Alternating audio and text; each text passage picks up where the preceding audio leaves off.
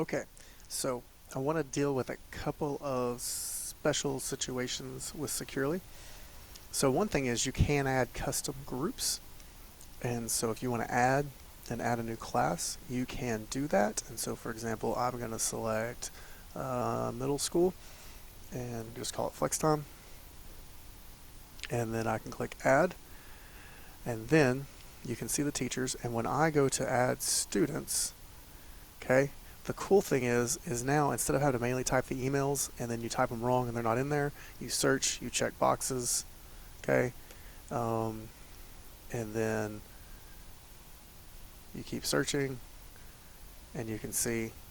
And just so you know, if I go back to Baskin, it's still there. Okay, so you can do that. So you can create manual classes, edit and update them as you need to. Now, you may not have this, but I just want you to know what this is. Observation groups. So now we kind of have, we got a kid's problem, we're trying to teach them the lesson, and pretty much like I can lock them down or let them run wild. So now we can create observation groups to where I can say, like, these are special groups that no matter what class they're in, we can access their screens, and we can just warn them, like, hey, we're going to be checking in 5 times a day. Me, administrators, if we catch you ever off task, whatever. So kind of gives us an extra layer to kind of do things there. Now, the next thing is web links. Okay, so you can add a couple of, like, I can add some lists of links or link libraries, so things like that that you want to add and push out to kids, maybe for research, and say, hey, these are the things we're going to do, these are the articles we're going to read. Just kind of a bulk thing to do, and I can make them public if we get to that point, to where we can have those collections for other situations. So again, you think about research projects, planning ahead, things like that. Access plans, similar to scenes.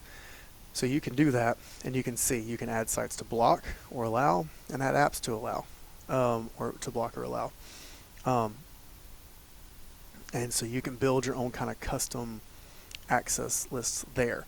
Now, again, the reason that I suggest that you may not need to is because now anytime you push a URL, it automatically like whitelists it for the whole session. So you have override power, but you could do it kind of within the session. It's pretty quick and simple.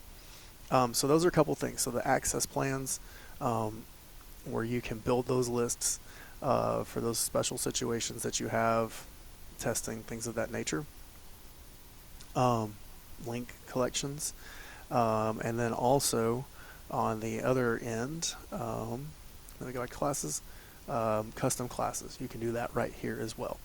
If you've got other special situations that come up that you can't find, you wish it had a feature, let me know, because there may be other ways to do it as we continue to dig into this together.